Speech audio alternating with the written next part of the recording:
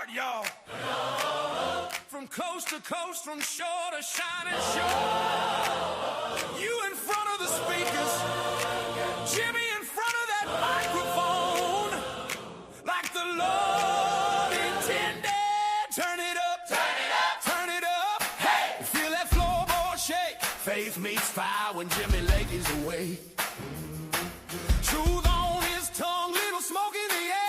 He'll say the words you won't even dare. Unleashed and unfiltered. Coast to coast and shore to shore we roll. Politics and information. Infotainment, revelation. He talks Jesus, he talks real life. We are here for more elation on scene. Oh, the show starts now. He's unafraid. Telling the truth. Quiet. Faith in his heart, a little fire in his hand. We're having church on the air. Amen. Amen. One time for the truth. One time for the truth. Two times for the king. Three times for the king. Three times for Jimmy Lakey. Three times for Jimmy. Let revival reign. Let revival reign. The show starts now. Now. Like you got me. Unleashed and unfiltered. I love it.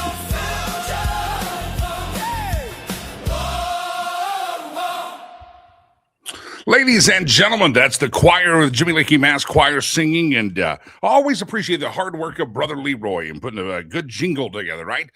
He hasn't sent us the invoices yet, and when he does, my friends, we moved. The office is no longer where it used to be. So the Lakey Entertainment Towers has disappeared. He said, that's it. I see the towers over there, Lakey.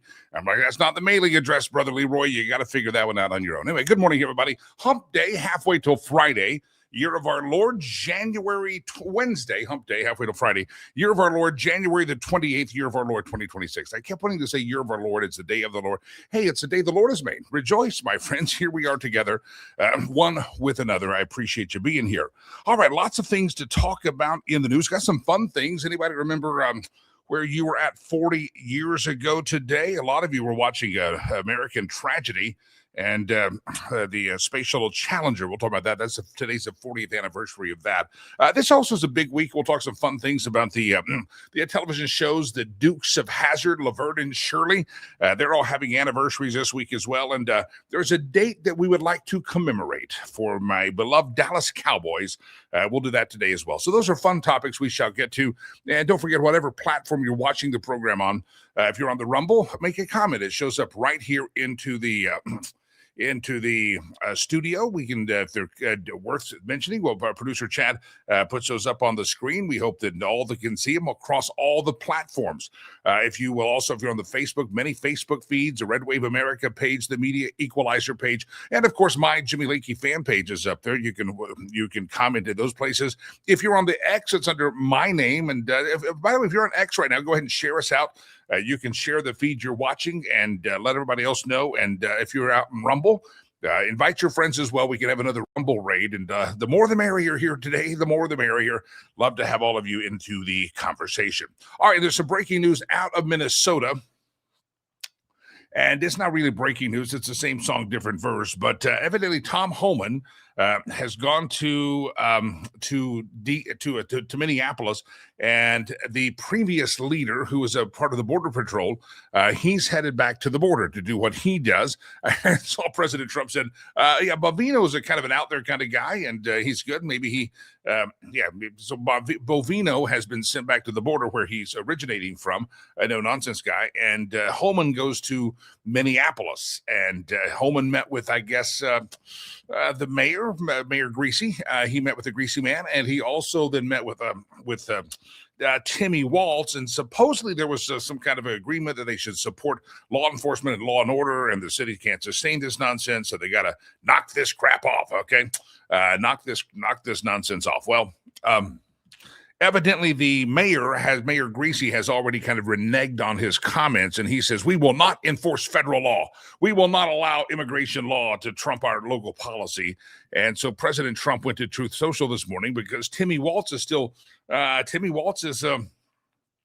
still feeling pretty good about himself. He's tamped down his rhetoric. Tampon Tim has tamped it down. How do you like that one? So Homan met with Waltz, but President Trump Truth Socialed this out this morning. Surprisingly, Mayor Jacob Frey, I call him Mayor Greasy. He looks like is one of those guys that the 5 o'clock shadow never ends, and his hair looks like he has either too much gel or needs a good shower. I'm not sure. Mayor Jacob Frey stated that Minneapolis does not and will not enforce federal immigration laws. This is after having a very good conversation with him. Oh, wow. He got stabbed in the back by a libtard. I'm surprised.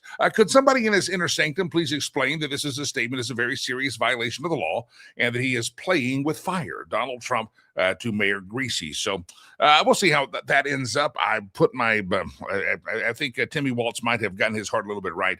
And so we'll see what happens on there. Yesterday, they said the protest had died down a little bit. By the way, I know there's probably some well-meaning people out there holding signs and saying, I don't like ICE or open borders. You have the right to do that. But a lot of these we've said are professional agitators. These are not just, it's not like the Maryland dad who, had gang signs on this. They try to paint. These are just people protesting out there, practicing their First Amendment right, Jimmy. Oh, there's probably a couple of those people that are doing that. But there's a lot of kind of people that have really good rap sheets, and they're out there getting paid through various organizations. I heard Kash Patel has said they have found out who some of these organizations are and are making cases against them now. But here's what's funny. You get out there, you play stupid games, you win stupid prizes. And here's a story. Demonstrators gathered outside a Minnesota hotel believing that Commander Gregory Bovino was staying there before police declared an unlawful assembly.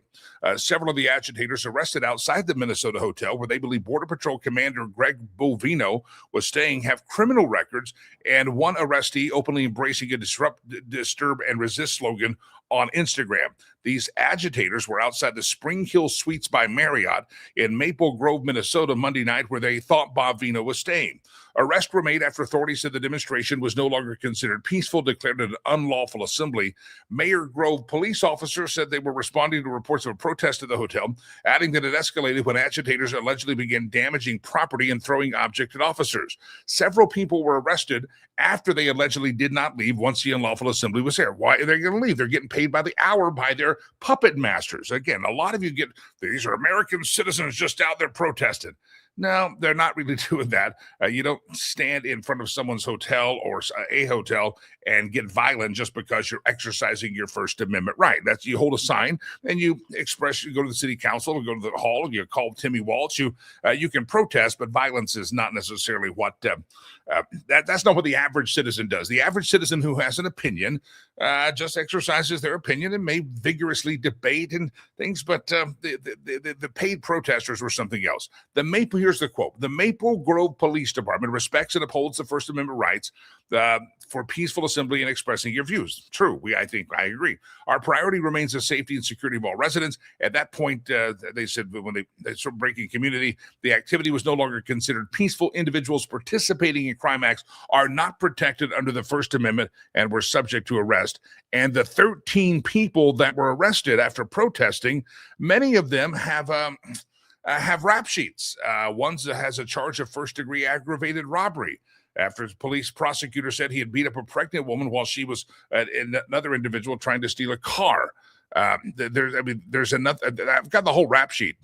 Abraham Nelson Coleman's a 45-year-old arrested.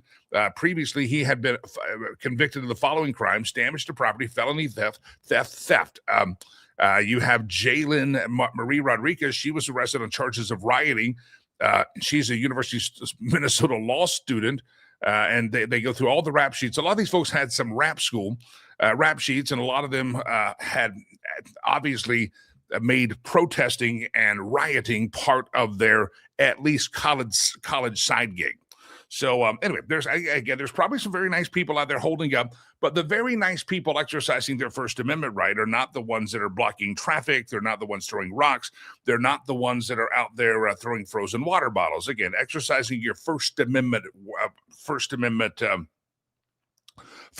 exercise. These rap sheets show that these people have been paid and arrested over and over again for protesting. In other words, some of them have just continued to find over and over again. They just continue to find a cause or a grievance, and they go out there and they decide to go protest and jump around. So anyway, I see the YouTubers are out there. The YouTubers are out there throwing their bombs from their mama's basement. I see they haven't made a case for anything that they stand for other than they hate Trump and they don't like MAGA. That's all they say. Again, this is why they're intellectually bankrupt over there. They can't have a discussion on issues. They just throw lob bombs, and sometimes literal bombs, and lob bullets, sadly. And they also lob frozen water bottles, and all because they have such hate, but they're not motivated by ideas of positivity, not motivated from their mama's basement about anything that is advancing a cause or advancing an argument.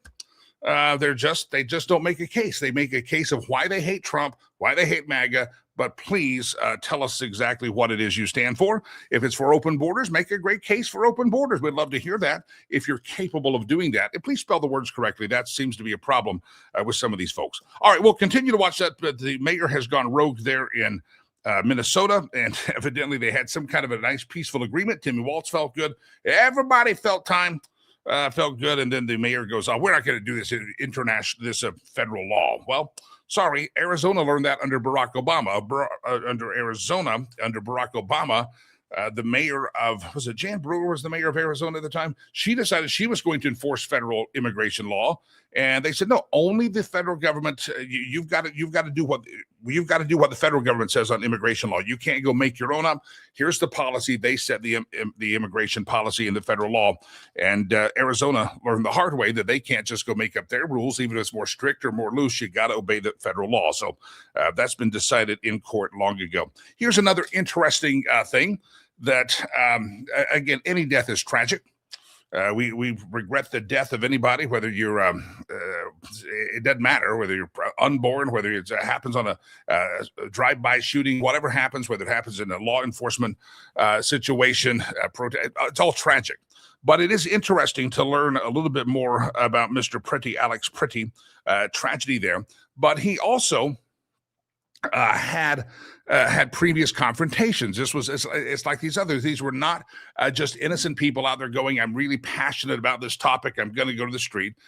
He had a broken rib a couple of weeks ago because he had already been in one altercation with ICE and Department of Homeland Security. He had been in altercation already. That caused his family, according to his family, to say, dude, you got to settle down. You're going to get yourself in trouble. And evidently, again, just shows that these are not just, there's some people like, again, you may not like what's happening in City Hall. You don't like something, and you just decide, I'm going to protest. I'm going to make a call. I'm going to hold a sign on a street corner. But banging drums and screaming whistles, these are people that have gone through training and they look it up. And this was not his first altercation. And it's very sad. Again, just putting it in perspective that they want you to paint an image that this is a Maryland dad. This is just a simple mother. This is just a simple person. These are just average citizens that were out exercising their First Amendment right. And when you look at the history of it, that's not what it was exactly. Again, death is always tragic. It's horrible. And I regret that it happened. But again, just go back and look. This is what it goes to what we say.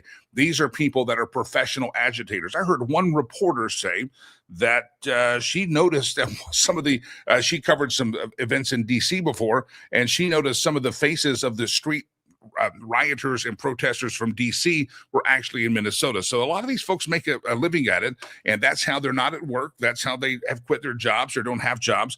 And that's why they're willing to stand out in negative 10-degree weather in front of a hotel in the middle of the night, not even knowing who's staying in the hotel, because, you know, you clock in, you got to get a paycheck somehow.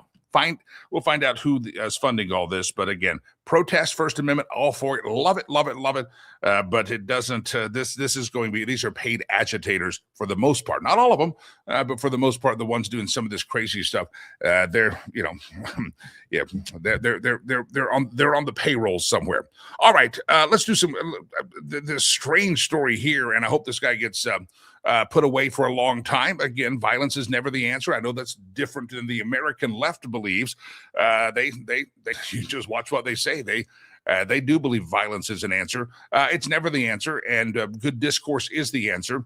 And it's a man charged at Representative Ilhan Omar and sprayed her last night with an unknown substance during a town hall. A 55-year-old guy named Anthony Kazamarach Jack, I don't know how to say the name, charged at Ilhan Omar during a town hall on Tuesday evening, sprayed her with an unknown substance. Uh,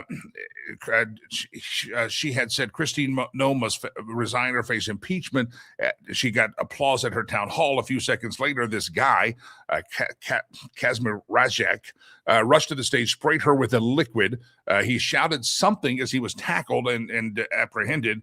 Oh my God, he sprayed her on something. A town hall attendee shouted. Ilhan Omar insisted that her security, that she continue the event, will continue and do this effing blank hole is not going to get away with it, she shouted. And the person said, no, Ilhan, we need to go get you checked out. Whatever it is, it smells so bad. Fortunately, she was not harmed. They have not said anything about what the substance was, but whoever this guy was, thankfully, he's been charged with third-degree assault, and they should throw the book at him as well, because this is not how you have political discourse in America. So Anthony Kazmarachak, bye-bye. You should go to the pokey, and you can, whatever side you're on, doesn't matter to me. That is not exactly how we do discourse here in the United States of America. All right, 40 years ago today. Where were you at 40 years ago today? Some of you were not even a sparkle in your mother's eye, probably. Some of you probably were the mother who had a sparkle in her eye. I was just a kid. I was just in the late middle school. I have to do the math here, early high school. And remember they used to roll the televisions down the hallway, and it was a big deal. You ever walked into the classroom and you ever saw that your teacher had brought the television card in, or in our school, the library aide, or maybe the student, we get to go down, we checked out a television, and there weren't enough televisions for every classroom, right? They just didn't have them. And so we're wheeling these televisions down there, and we walk in the classroom. Anytime in middle school, high school, elementary school, if you walked in and your teacher had wheeled in the television cart, you were celebrating. You were very, very, very happy that they had the television. Now, looking back, I realized that sometimes it was educational and it was presenting. And then now looking back, I'm thinking some of those days were just days the teacher was a little hungover. You ever think that how many times did the teacher wheel in the television cart because the teacher got a little party on the night before or the weekend and just didn't feel like teaching and said, why don't we show a movie today? Let's show a documentary. Well, 40 years ago, 1986, children all across America had gathered to watch the Space Shuttle Challenger launch. 73 seconds after liftoff. Now, if you remember, this was a big deal. If you remember, this is a very, very, very big deal because it was the first teacher going to space. They had a nationwide contest, and Krista McAuliffe was the teacher that had been chosen. She was going to go to space. So the teachers were all interested. Students were all interested. What if that was Mrs. So-and-so going to space? It was just, it captured our imagination back in 1986. And so everybody's ready to watch this thing. And 73 seconds after liftoff, killed 7 crew members. The thing blew up. Flight commander, remember these names? Dick Scobie, pilot Michael Smith, Ronald McNair, Ellison Ozanuka, Judith Resnick, Gregory Jarvis, and school teacher Krista McAuliffe. And that was the Space Shuttle Challenger. So there's a simple question of the day. Where were you? Do you remember where you're at? Now, here's something I think back on all the time, is that when we all watched that crew go up, and we're all middle school, high school, elementary kids all across America, we were watching that thing. It was a pretty big tragedy. It's a massive impact. We all remember where we're at. But here's what we don't remember. There were now if you watch an event like that, the school district, and it's probably good that they do, would bring in crisis counselors, and you can, we just went to the class the next day, the next period. The bell rang, there's debris, we're watching the news coverage, the bell rings, and I remember you get up out of class, you grab your books, you walk to the next class. Everybody's like, did you see that? Did you see that? Yeah, it blew up. I saw it blow up. And then you have a 5-minute passing period. You sit down in your next class, and you go to class. It's just a totally different time. And it was a totally, totally different time. And there's no grief counseling or anything. That's why Gen Xers, I think, we're so tough and we can put up with so much stuff, because when we watched that thing blow up, as the horrible of a tragedy as it was, nobody came to our rescue. Nobody came to pat us on the bottom. So RJ says, I was working at Ball Aerospace at the time. Where were you? I was in school in Texas. I believe early high school would have been that time. And it's going to be, it's 40 years ago. 40 years ago, that's when it was. Jeff says, I was in parochial school learning as usual. We got to watch the aftermath. No counselors back then to deal with the tragedy. That's the key. There's nothing. It was just you went to class. I mean, I don't think teachers talked about it. They say, yeah, that was the news. We'll keep you posted. Roger said, I played hooky from school to watch it. A lot of kids didn't have to play hooky. It was a big deal. I remember there were some classes that you only had so many televisions. So one teacher would say, hey, you reserved a television at the time of launch. Can I bring my class over to your class? And everybody was standing in there to watch this thing on that television that's on a high card. Rich says, I remember seeing the abject horror on our history teacher's face when it exploded. So it's just 40 years ago. It's just hard to believe. All of us can remember where we were at, and you can remember the television carts and the VCR on that bottom thing, and you can remember the response that happened.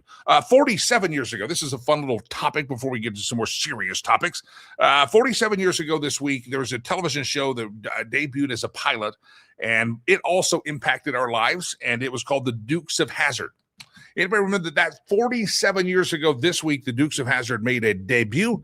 And anybody remember the Dukes of Hazzard? Which guy out there didn't enjoy thinking about Daisy Duke on the television? You'd watch her and go, who's Bo and Luke? I don't know.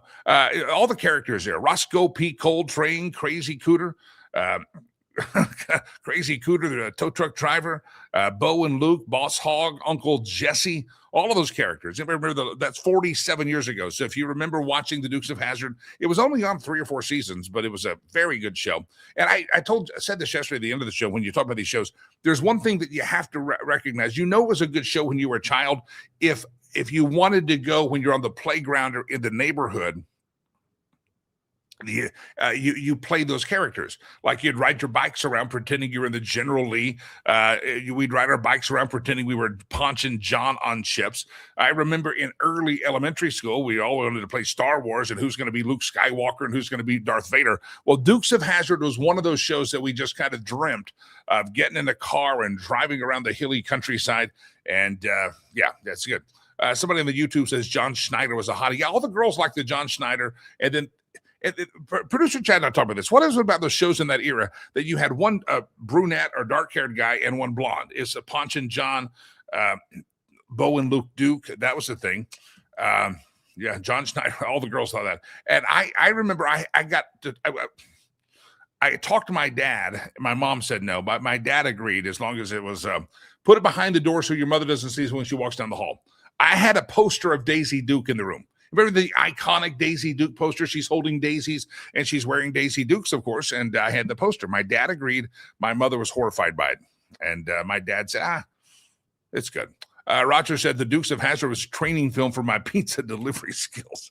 I mean, everybody just dreamt of driving that way. Now I'm petrified. I drive like an old man when I drive. I do that. But everybody wanted to be a Bo and Luke Duke. Anyway, also 50 years ago this week, 50 years ago yesterday, you want to have a flashback and feel old? 50 years ago yesterday was the debut of Laverne and Shirley. Anybody remember Laverne and Shirley? It was a spinoff of the old Happy Days, right? Yeah, 50 years ago yesterday was Laverne and Shirley's debut. Schlemiel, Schlemazel, Hans. Yeah, I never knew the other word, but yeah.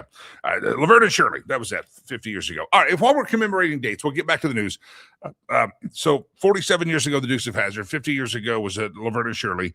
40 years ago was the Space Shuttle Challenger. I'm walking you down memory lane. 30 years ago. Ladies and gentlemen, 30 years ago, we should commemorate this. And we're going to get to the question of the day.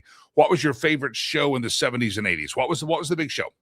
Was it the Dukes of Hazzard? Was that the one you had to watch? How old were you? I think it was 47 years ago. I was probably 8 or 9 or so when the Dukes of Hazzard launched. And you just wanted to be Bo and Luke Duke. It was fantastical. And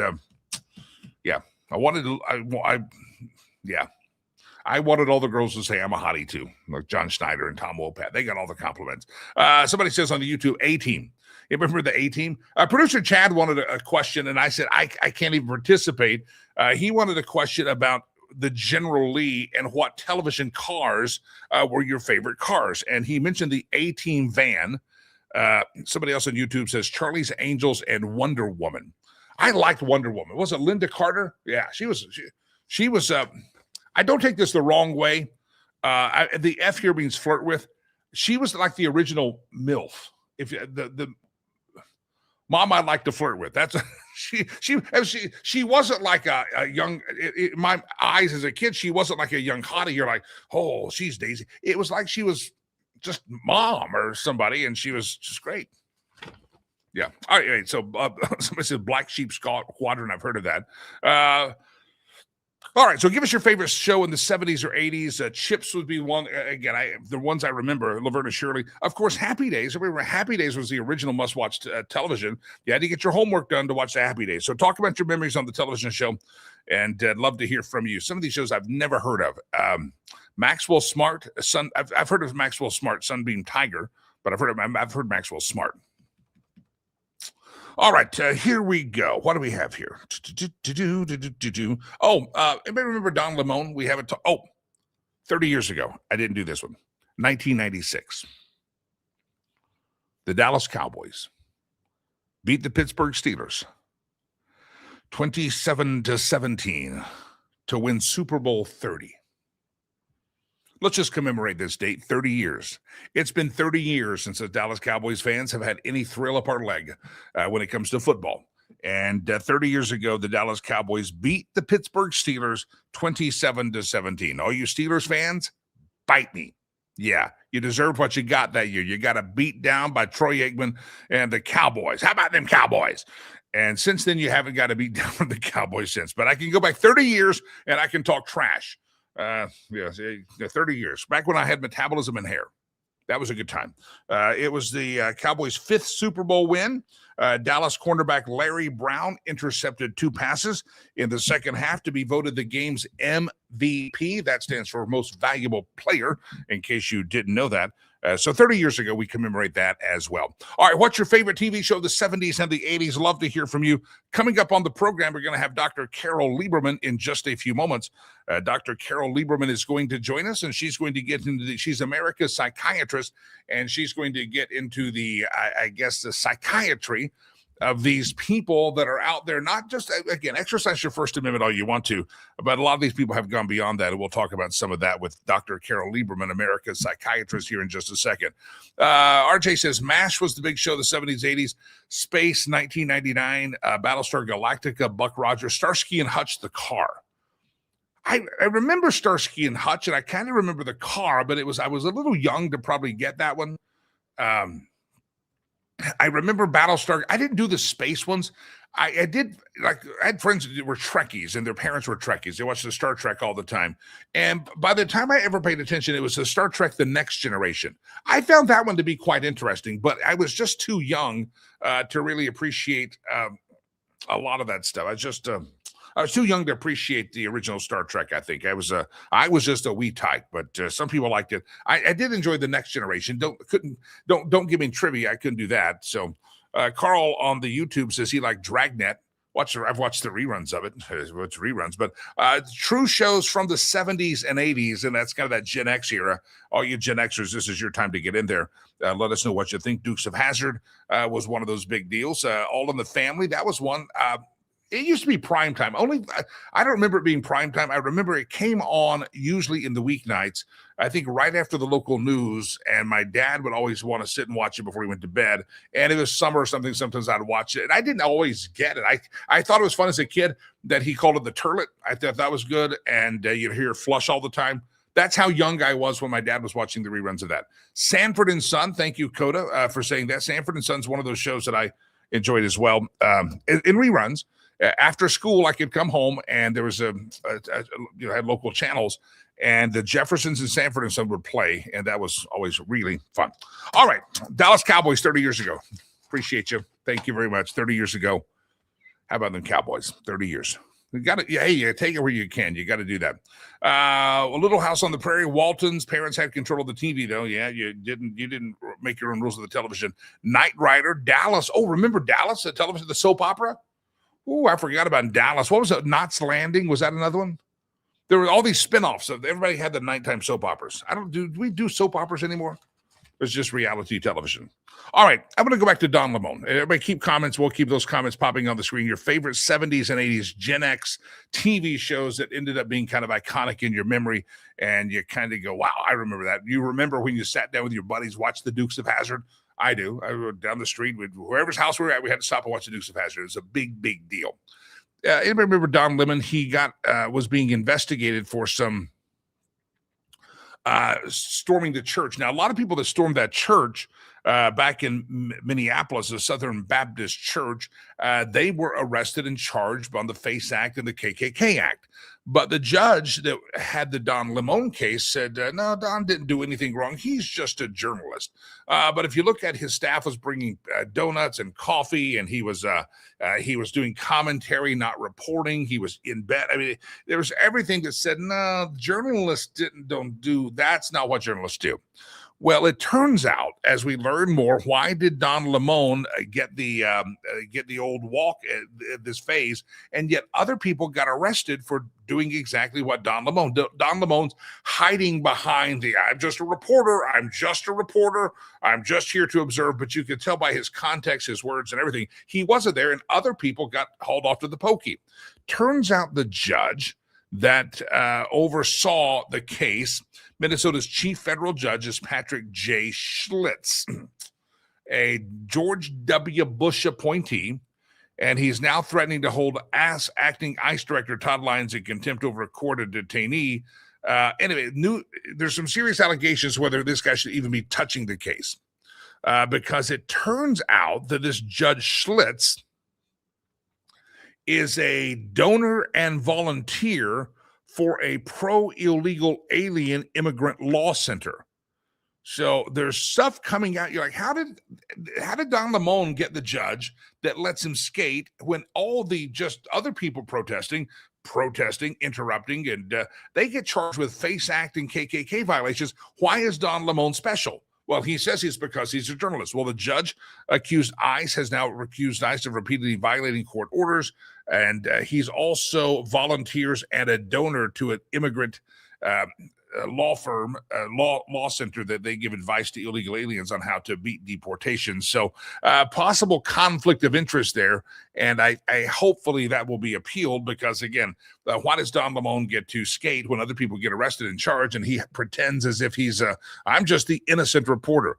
This is an image I talked about yesterday. I want to show it to you. This is the irony. There's Tim Walz. This is why I say some of you people are just puppets. Some of you people are just puppets out there. There's Tim Walz behind a fortified walled mansion with a megaphone, telling everybody, you go out there and you protest and give them hell on the streets. I'm going to stay back here. You guys take all the risk. This is how politicians have sent your boys and girls to war all these years. They hide behind the walls of the beautiful dome or the capital of Washington, D.C., and they say, you go out there and fight, and they're behind the walls there. And I think this Don Lemon thing is the exact same thing. It's Don Lemon saying, I've got a microphone and you guys are going to go to jail. I'm just going to say I'm a journalist, and he's not. And this is where I think people have to this is where I think you have to just kind of laugh and go, there's Timmy Walz back there hiding behind, and he's got a megaphone. He's a very, very, very big, tough guy. By the way, we got a lot of military members, people that listen to the military. I got a news story that I wanted to share with you, because a lot of you, I know I've been hanging out with a lot of veterans friends, and they get into story mode and they just go on and on and on. And I'm like, I don't know what you're talking about. I was stationed here and I was stationed there, and I remember this, and it's fine. It's very vivid memories for them. The other day, producer Chad was with some veterans, and they were talking about the lack of modesty that happens when you headed off to boot camp in the day. I mean, you're a young guy, and here's how the shower went. And so producer Chad was talking about shower scenes. It was not that way, but he was talking about, you got limited amount of water, you ran through with all your buddies, you scrubbed, you ran back through to rinse off, and that was it. So a lot of the military remember their days serving, and some fond memories and some wild memories. So cheers to the vets. God bless all of you who have served your country. But this is good news for the veterans out there. And if you have a daughter or son, a granddaughter, grandson, this is going to be good. I wrote this headline myself. Mess halls are getting a Maha makeover. Mess halls are getting a Maha makeover. Isn't that good for the vets? Everybody remember your food that you had to eat every day? Well, let me just tell you the story. As America's armed services are experiencing a boost in recruitment under the Trump second term, the health and meals are soon going to get a boost as well because MAHA is taking it over. The Make America Healthy Again initiative, conceptualized, led by Secretary Robert F. Kennedy Jr., has focused on overhauling federal nutrition policies, and now they're taking that health initiative right to America's front line. Earlier this month, the new dietary guidelines were released, emphasizing nutrient-dense whole foods, high-quality proteins, healthy fruits, vegetables, and whole grains, while limiting ultra-processed foods. The rollout includes a total revamp of the food pyramid, and it's going to affect SNAP and WIC, etc. And they're also going to affect the military dining facilities and make sure that these new processes are put in place there. And one of the things they're saying is that, you know what, some of this mystery meat they've been serving is too processed. They're going to have to do something else. Now, they haven't announced or determined whether dietary guidelines are going to affect the manufacture of the MREs, the meals ready to eat, that are used in the far field away from the camp mess halls. But what they have decided is they're going to have to get to some real more non-processed food items in the mess halls. So the mess halls get MAHA makeover. And so congratulations to all of you that serve the military and those of you that used to serve in the military and you're wishing that you're wishing they would have made this makeover a long time ago. So the mystery meat may be going away, but God bless the veterans. They served our country and they evidently had to eat really, really, really crappy food. They had to do that. I was talking about 20 years ago, 30 years ago, all these things that happened from the Dukes of Hazzard to Laverne and Shirley. Here's a story that I find quite interesting as well. Anybody remember Al Gore? There were people protesting in the streets, and they were just as outraged as they are in Minneapolis as they get now. They get these causes, and they're violent. They're throwing bricks at SUVs, and they're calling you up. You hate the planet, because Al Gore came out with a book about 20 years ago, and his movie. Well, the movie came out 20 years ago at the Sundance Film Festival, is full of predictions that never came to pass 20 years ago. But a lot of folks that, again, look for a puppet master, they look for a cause to be aggrieved by. They went out there and started, they're donating carbon credits when they book their airline tickets. I don't even do it thing anymore. But Al Gore came up with the global warming documentary called Inconvenient Truth. And in 2006, the documentary was released. Theaters, it grossed over $25 million worldwide. His film was a catalyst for the climate activist movement. And again, some of these climate activists said we're going towards a dystopian future. The planet is actually baking. And he was like, where are we dead in 10 years, 12 years? Almost 13 years of the date after its release, Alexandria Ocasio-Cortez was still telling the people, because he said, wait, 25 years? Alexandria Ocasio-Cortez was saying the world would end in 12 years, presumably 5 years from now, because of burning fossil fuels. All the things that Al Gore said were lies in the Inconvenient Truth, his doomsday lies. And yet, if you go back, remember how radical these environmentalists were, and they were not just radical, they were violent at times. And because, again, they got spun up into a frenzy because Al Gore goes out there and tells them this is the gospel truth. And I guess because they have a void of the divine in their life, I theorize that they look at Al Gore as the divine. And they say, oh, he has come down and he has spoken. And this is truth. He said it's truth. And he says it's inconvenient. But I will take this inconvenient truth and I will go out and spread it. And I'll spread and promulgate the lies. Have any of those Hollywood types that, said we had 20 years, 25 years, has Al Gore ever apologized and recognized all the lies that were told and false data? For the side that always says, trust the science, Al Gore has proven that he doesn't trust the science, and yet there haven't been any apologies to my knowledge. But that was 20 years ago, and Al Gore said right now we would probably be. I always find it interesting too how many people buy coastal homes right on the coast and say, it's going to be dangerous. The oceans are going to flood the whole place, and the place is going to be underwater. Well, why did you just buy a mansion? And if it was really science and you really thought that was really for sure going to happen, why would insurance companies or banks even give loans to build there anymore? It's all because Al Gore was all about Al Gore. And I just used this 20 years ago. And 20 years from now, unless people figure it out, they're going to end up Well, they made people violent. They absolutely made people crazy violent about environmentalism. And there was judgment, and they would throw things at you. They didn't like your SUVs. And I remember I had an office in Boulder, and it was the height of that 15, 20 years ago. And people, I drove I didn't drive a little Yugo around, and people judge you for that, and they were not nice about it. And the same thing you have now. The American left, for some reason, always seems to find something to be aggrieved about, and something to say that the sky is falling, and even to get violent and nasty over. And 20 years ago, it was because they believed that Al Gore had said the world is about to end because people in the big oil companies are just going to destroy us all, and we're going down in a blaze of glory. And you got duped then, and some of you are getting duped now. It just seems to be a trend. Maybe Dr. Carol Lieberman can help us sort it all out. She's known as America's psychiatrist, the terrorist therapist, and she joins us on the program today, trying to get to the heart what causes these people to not, again, having an opinion is one thing, but getting violent, following false data, all this information, believing lies. It's very bizarre. America's psychiatrist, Dr. Carol Lieberman, joins us. Dr. Lieberman, welcome back to the show. Good morning. Thank you. Help us understand this kind of, we talk Minnesota specifically, but there are people that get caught up into these frenzies, and they get duped, like some of Al Gore's Inconvenient Truth. Turns out it was all fake, but a lot of people got spun up 20 years ago when that released.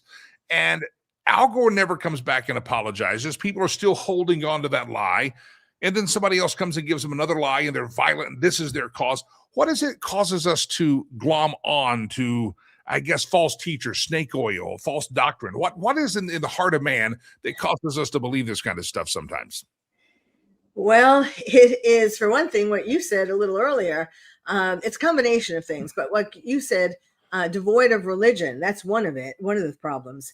If you don't believe in the goodness of the world, and that there are things to be grateful for every day, nature, and look up at the sky and their incredible sunsets. And I mean, if you don't believe and you don't concentrate on those kinds of things, you're very vulnerable to snake oil salesmen who are angry about something.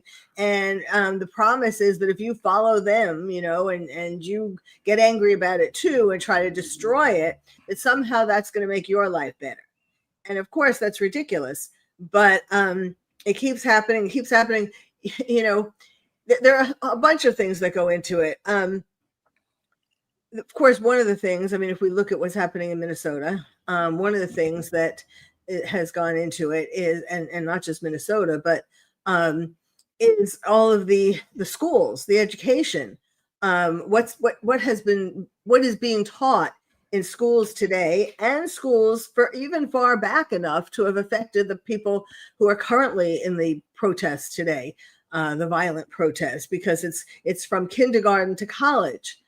So that's a big part of it, convincing them that they have to hate America because America is horrible and they should do what they can to destroy it.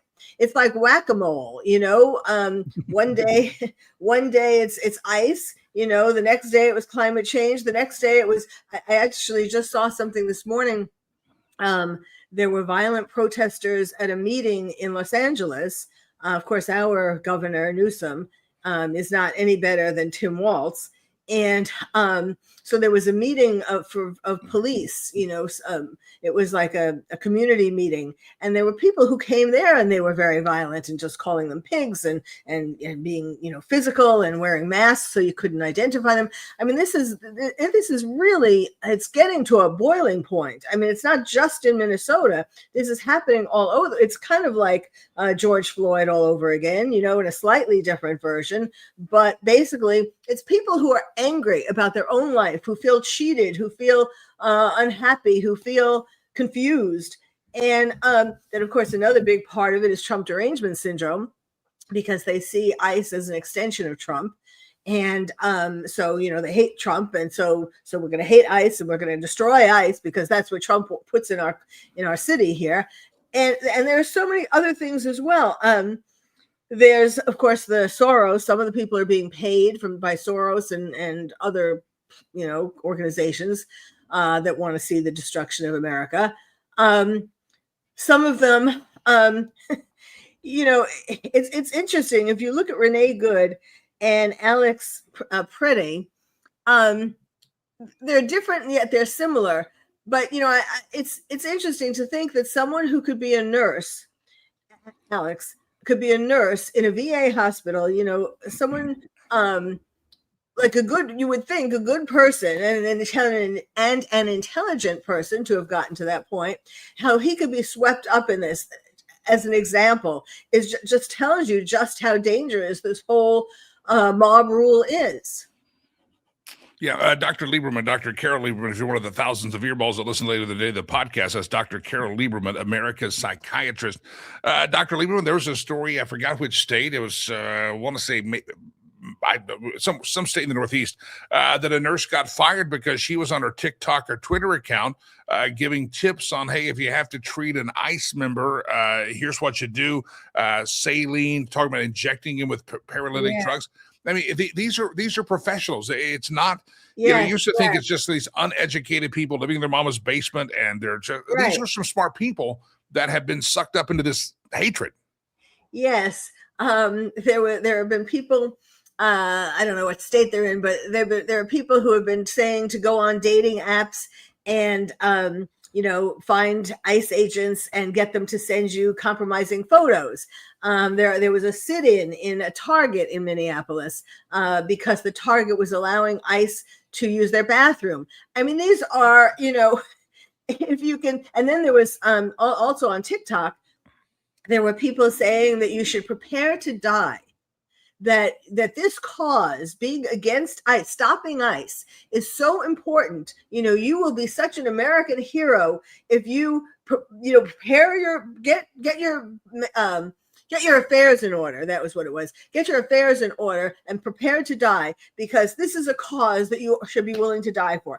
I mean, that is crazy. That is lock them up crazy. I showed this photo earlier, but this shows I wish people just wake up. And again, I don't care what you think about ICE or immigration, but you do realize that you're getting played. And this is an image. It's the irony of Tim Walz behind a fortified wall mansion. He's screaming out there, go fight him and protest him. And yet he's protected by security. He's protected by a gate, but he wants his minions to go out there and wreak havoc out there. It's the same thing we have. We have old gray-haired men in Washington that will sometimes send their boys and girls off to war. But they're in the fortified walls of Congress or something like that. People need to wake up and recognize that sometimes the people ginning you up to go fight on the front line aren't willing to do the same thing on the front line. Exactly. Yes, they are useful idiots, just like same thing, for protesting, gays for Gaza and the protests at the colleges and so on. These are useful idiots. They are people who have been convinced of something, some target to hate, and they have sent you out there. And of course, the underlying problem for all this, I mean, the underlying reason why it's not stopping really, is because they are not getting punished. If they get arrested, they are being let go. And like that's what happened with the school protesters. And so they have no reason to stop because, hey, this is fun. I remember years ago, there used to be sit-ins at colleges and so on, but sit-ins, nobody got violent. I mean, I don't know, nobody, but I mean, it wasn't the kind of things that we're seeing today. Yeah. I want to come back to, again, the psychiatry of these people on the streets, because, again, you can protest something. I've called my congressman. I remember as a kid, I held up a campaign sign outside of another. I was like seventh grade. My dad said, if you want to, I'll let you hold up a campaign sign. So I did that. He went to have coffee. He was like, you're crazy. So I get protesting, but these people have gone beyond protesting. They have escalated themselves into some kind of irrational frenzy, blowing whistles, living on the streets at one degree. And I want to get back to that because it's just so fascinating that you have these people that do it. I mean, this Alex this Alex Pretty, and sorry, it's a tragedy what happened, but he was known to the Department of Homeland Security. He had a scuffle. He had a violent confrontation week before. The media, the people out there say he was just a man, just a love nurse that just so happened to be protesting, and he was standing up for some he was a known agitator, and he had a broken rib because he had a confrontation weeks before.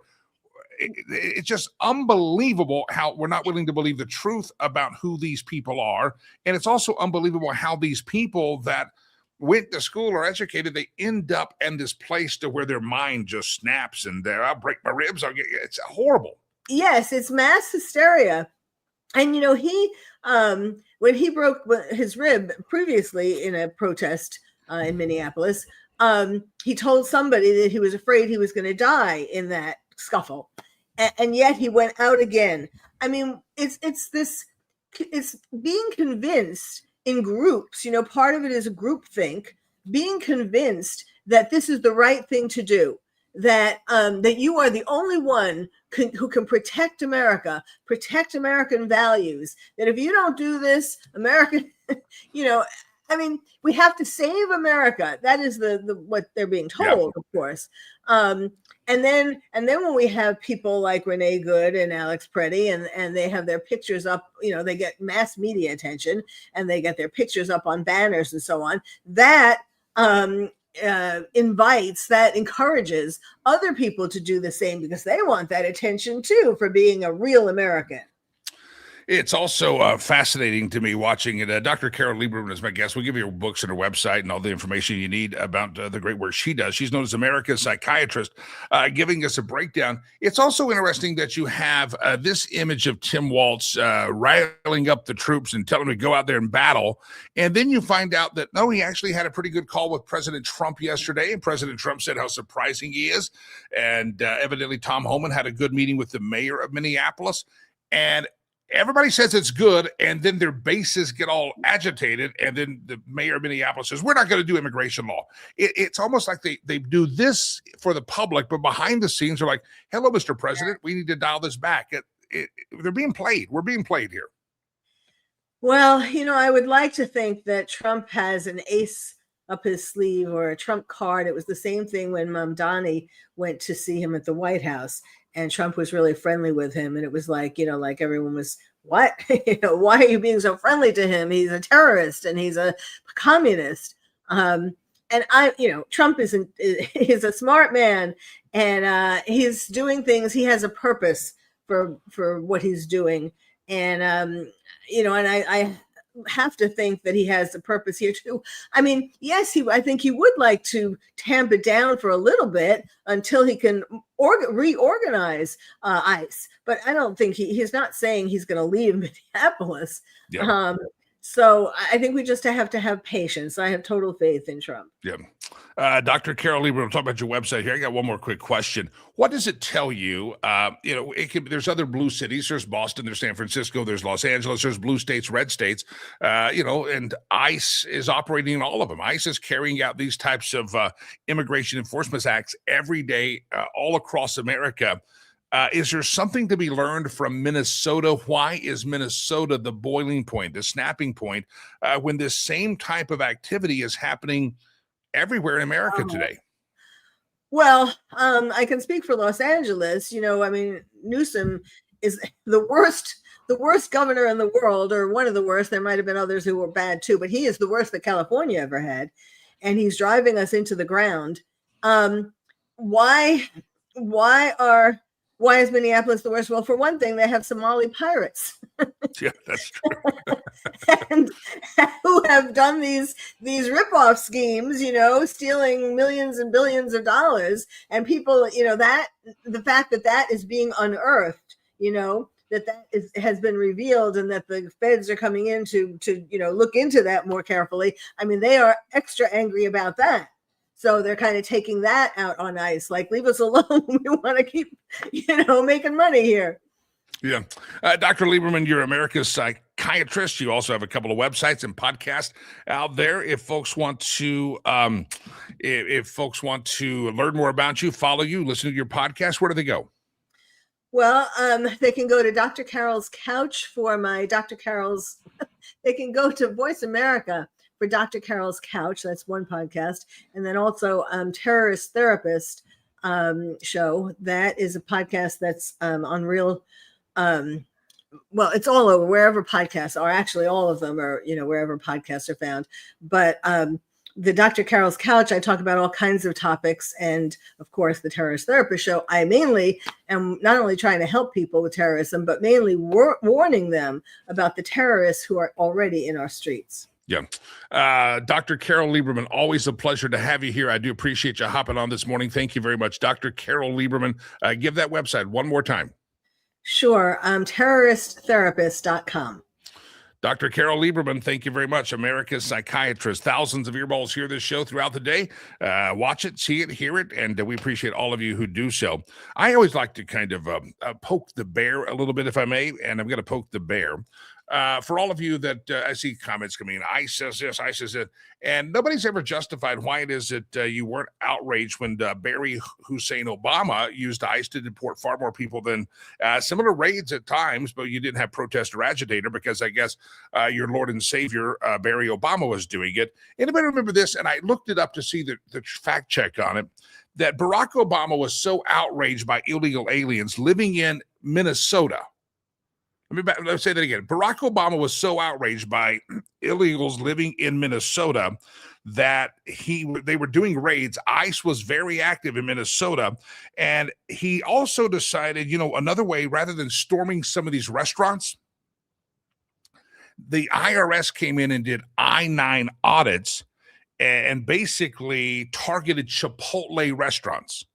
And around 2010, the U.S. Immigration and Customs Service, that's ICE, under Obama, targeted Chipotle with all these audits, and they focused only on Minnesota restaurants. And those audits examined every employee and made sure they had work eligibility papers and documents. And Chipotle, these poor Mexican immigrants that had just come here to work, just come here for a better life, these poor foreigners that were, making the tortillas and cooking up the beans, Chipotle fired 400 to 600 of them, and a lot of them got deported because they were working at Chipotle. Who did that? This was just a Minnesota dad, a Minnesota mama making the beans and the rice at the Chipotle. But President Obama's ICE targeted Chipotle in Minnesota because President Obama knew that Minnesota was a hotbed for whatever illegal activity was happening there. Maybe the Somalia pirates had already started to come in. But I just wonder why it is that the left just seems to think that ICE is this tool that Donald Trump has done mean things, and he's just getting people out of the country. And at least Donald Trump right now, these raids are going after the worst of the worst. Barack Obama actually used ICE and the IRS to go after Chipotle workers. Are any of you willing to condemn your Lord and Savior, Barry Obama? You think that Donald Trump is going after the worst first? Barack Obama in Minnesota specifically went after just nice people working at Chipotle, trying to serve you a bucket of nachos or a burrito. And for some reason, the hypocrisy of the American left and these incensed, crazed rioters can't seem to recognize that ICE is doing what ICE has done, and ICE is going to continue what ICE has done, and they did it under Barack Obama. And I think President Trump ought to go check the Chipotle. So if it was good enough for Barry, we're going after child molesters and all these murderers and stuff. You've seen the rap sheet of some of these people. I'm sure some of you haven't because you're ignorant. But if you look at a lot of these folks that have been arrested in these raids, they're bad people. They're bad hombres. They're bad pirates. And they're going bye-bye. Adios, amigo. Bye-bye. Chipotle. And again, I think it's just funny. Where did Obama target these IRS raids and these IRS activities? He targeted it in Minnesota, because everyone knows that Minnesota is a cesspool. It's a cesspool of politics, and it is a cesspool. Anyway, look it up. You can find all the stories about a lot of all these folks arrested. DHS every day is releasing mugshots of these people that have been arrested and what they have been arrested for, charged with. Some of them are out on parole. Some are waiting trial. Some were known criminals in their other countries. And it's out there every day. You just got to Just got to look it up. That's all you got to do. But anyway, I'd love for some of you people that keyboard warriors to explain why it is that you were never critical about Barack Obama. He wasn't trying to deport the worst going after the murderers. I mean, he did. He did a great job in deportation, but he was also going after Chipotle workers. They just wanted to make rice and beans and burritos, just flip the tortillas, and rather than running to the restaurants, they decided, let's get them fired, and then when they have no job, we're going to deport their asses. He used the IRS to do that. You're welcome. Just a little information for the ignorant people that might not be paying attention to the reality that we live in. All right, I want to remind you about Sherry Cree, homeswithsherry.com. Great friend of the program. Always just a great joy to see Sherry. I saw her last week at the Roadshow event in Colorado, and she's a fantastic lady. And if you're in Colorado looking to make a real estate transaction, buy, sell, hold rental property, maybe on a mountain property, I would suggest you just run it by Sherry. Talk to Sherry. I know there's a lot of realtors in Colorado. It's a hot real estate market. A lot of folks say it's so hot that they're first-time home buyers and they can't figure out how to buy a home because it's become so expensive here. I get all those things. But again, talk to Sherry. Just pause. homeswithsherry.com, homeswithsherry.com. You've been trying to buy a home, you don't think you can afford it. She's got there are programs out there she can connect you with people that might and help you go towards home ownership and not have to move out of the state. She can also help you get top dollar for your home if she sells it, and she also, my friends, can let you know the right time to sell your home if you buy a home. The buyers and sellers market, she knows the trend, she can see it, and there's sometimes, I'll tell you this, there's sometimes that she's seen that people in the same neighborhood list their home 2 months apart, and the final price of the home varies by $10,000, $20,000, $30,000, $50,000. Why? Because one person was selling at the right time and one person waited too long. Listen, you got to pay attention to the trends in the market. Sherry knows it. If you're in the I-25 corridor, the 25, here's what you do. You go to I-25 corridor, you go to homeswithsherry.com, go to our website, homeswithsherry.com. Now, that 25 corridor, maybe you're in Denver proper, maybe you're in Arvada, maybe you're over in Boulder, maybe you're in Broomfield, maybe you're further north up the road, up towards the Fort Collins, Windsor way. Maybe you're at Aurora, maybe you're out there in the land of Trinidad and Aragua, maybe you are in Parker, wherever you're at in that I-25 corridor, the Denver, Boulder, Northern Colorado metro area, that 25 stretch, you got to reach out to Sherry and at least have a conversation with her. And by the way, if there's an area that you're a little bit farther out from me, but I got a person that can really help you out there. She does a free referral service, so don't hesitate to call her, even if you're maybe watching in Colorado Springs and you say she may not want to put the sign down there to take care of your listing or your purchasing and open houses, but she can get you connected with the right person, a great referral service. Just because your next door neighbor or your aunt or your uncle have a real estate license does not necessarily make that the best move. I like the strategery of Sherry.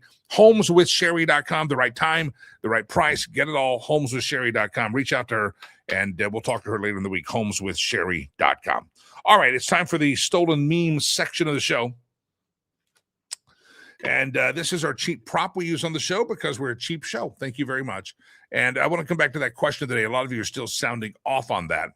But the question today, the 70s and 80s TV shows that really kind of rocked your world. And Dukes of Hazzard, 47 years ago this week, it launched. And Laverne and Shirley, 50 years ago. Yeah. So those are the TV shows that were just really rocking and rolling, and we love them. They're very fantastical. Very, very fantastical shows, and would love to hear. Family Ties and Super Friends. Anybody remember the Saturday morning cartoons, the Super Twin Powers Activate? One of my favorite cartoons. Scooby-Doo, also Saturday morning. That's a whole different topic. I'm talking about shows. I got a message yesterday. We'll do memes roulette. I'm going to get to memes. I got to get to the meme roulette. Here we go.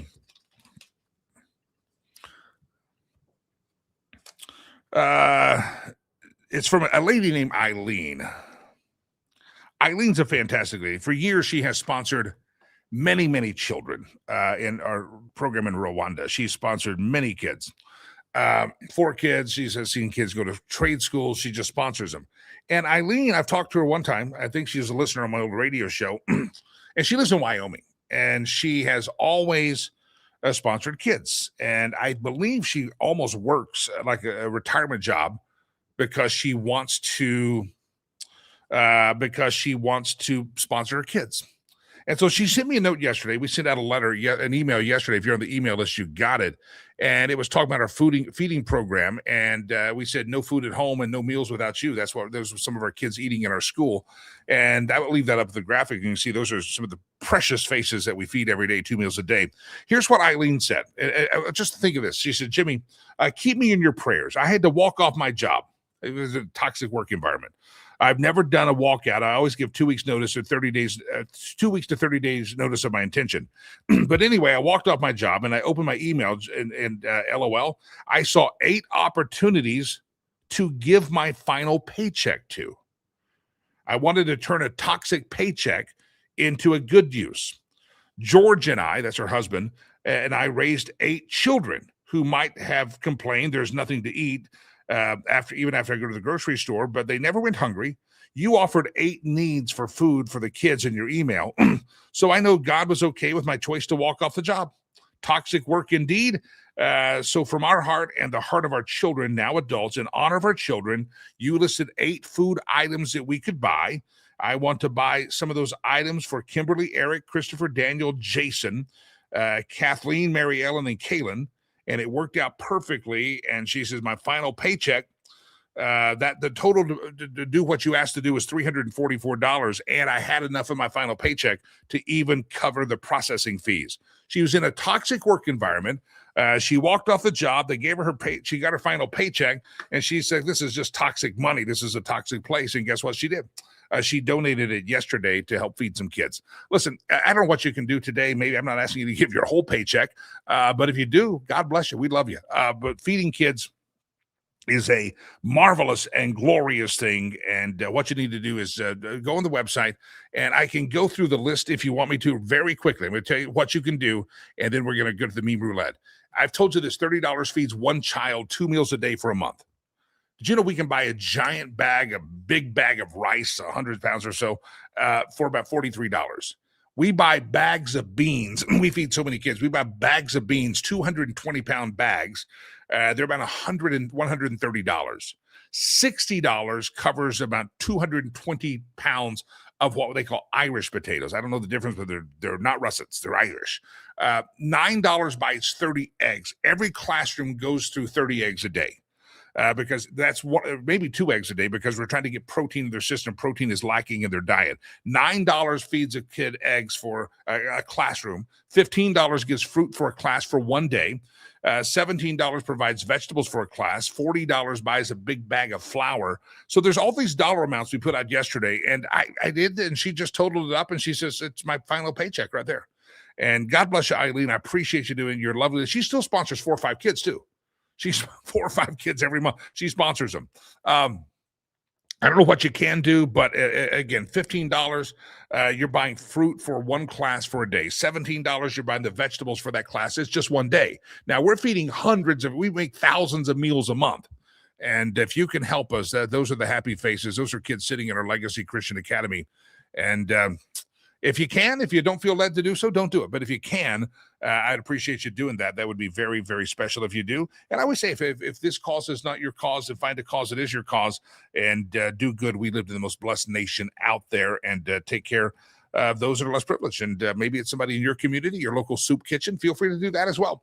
Maybe it's a veterans cause. Maybe you're motivated by the pet causes. I don't care. But do good, and I think humanity will be better for it. But thank you, Eileen. What a great letter. She took her toxic work paycheck, and she counted as a way to contribute. By the way, some of your praying people, I know some of your godless pagans, but some of your praying people, she put a P.S. Her husband, George, he's still recovering from his stroke, improving every day. He's been able to get to his wood workshop now and starting on some small projects. So anyway, if you have a prayer, that you could offer up for George, God will know who you're talking about. But he had some health issues last year. And again, don't know Eileen. I wouldn't know her if I passed her in the grocery store. But Obnoxious Scott says on Rumble, will they send out statements soon? Per request, we have thousands of. We don't send out thousands of statements. But if so, you can use your monthly receipts, but send us an email if you want a mailed statement, or you can log into your online account and print your statement. But we spent lots of money mailing out statements for a few years, and we stopped doing an official one. But if you want one specifically, we will. But thousands of dollars can be spent mailing out receipts, and we just don't do that. Anyway, but yeah, let us know. And I know who that is, so I'll make sure you get a statement. Scott, ready? I'm ready. Round and round the globe we go, where we steal the memes from no one knows. You just tuned in. Why the guy grab a globe and scream and start spinning it? It's called the Stolen Meme section. Dear Democrats, just comply with ICE the same way you wanted us to comply with shutdowns, mandated vaccines, and masks. That's it. What's good for the goose, good for the gander, just to comply. Round and round the globe we go, where we steal the memes from no one knows. Remember, only you can prevent yourself from getting shot by ICE. A public service message. By Smokey the Bear. Round and around the globe we go, where we steal the memes from no one knows. I run every day for 30 minutes. If I miss a day, I add 30 minutes to the next day. This has truly been a game changer. Tomorrow, I'm supposed to run for 3 weeks. I love the consistency there. That's it. That's not me, is it? Round and around the globe we go, where we steal the memes from no one knows.